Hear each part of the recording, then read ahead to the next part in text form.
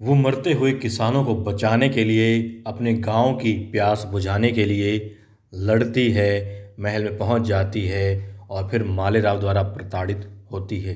लेकिन अब मैनाबाई का साथ पा करके दरबार में आ रही होती है, मगर रास्ते से गायब हो जाती है। जी हाँ, नर्मदा की मैं बात कर रहा हूँ। अब नर्मदा मैनाबाई के साथ में जंगल में पहुंच जाती हैं, जबकि निकली थी वो दरबार में आने के लिए, क्योंकि मल्हार राव सूबेदार जी आ चुके होते हैं। अब सवाल यहाँ पर पैदा होता है ये कि आखिर वो जंगल में कैसे पहुंची और उनको अगवा करने वाला कौन है। कौन है जो नर्मदा के गर्दन पर छुरी लगा लेता है, क्योंकि मालेराव महल में नहीं है, दरबार में है। और दोस्तों, रकमा भी वही है।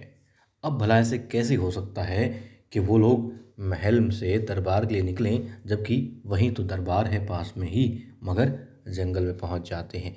या तो वो किसी सबूत के लिए गए हैं साथ में कि एक गवाह और ले लें, लेकिन इसकी आवश्यकता नहीं थी, क्योंकि यदि लड़की अपने गांव भी जाएगी तो पहले भी वो पूरी रात बैलगाड़ी में चल करके महल पहुंची थी। इतनी दूर, मतलब कि दरबार का समय कुछ घंटों का होगा, मगर वो तो ना जाने कितने घंटों के लिए जाएंगी फिर आएंगी, ऐसा भी नहीं हो सकता। यानी किसी ने उन्हें भटकाया है या फिर महल से ज़बरन भगाया है, ताकि बाहर जाकर इनका खेल ख़त्म किया जा सके। अब कौन हो सकते हैं?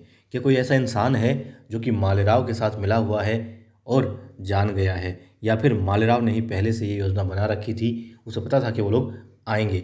देवी अहिल्या क्या कुछ कर सकती है, किस तरीके से फंस सकती है, तो फिर वो क्या क्या रास्ते ढूंढेगी बचने के लिए।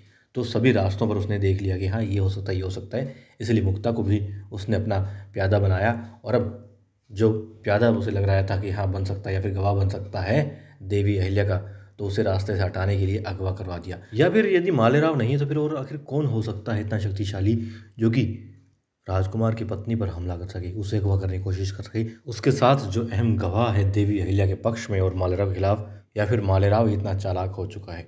कुछ भी हो, इन दोनों के अगवा होने से भी मालेराव को नुकसान ही होने वाला है।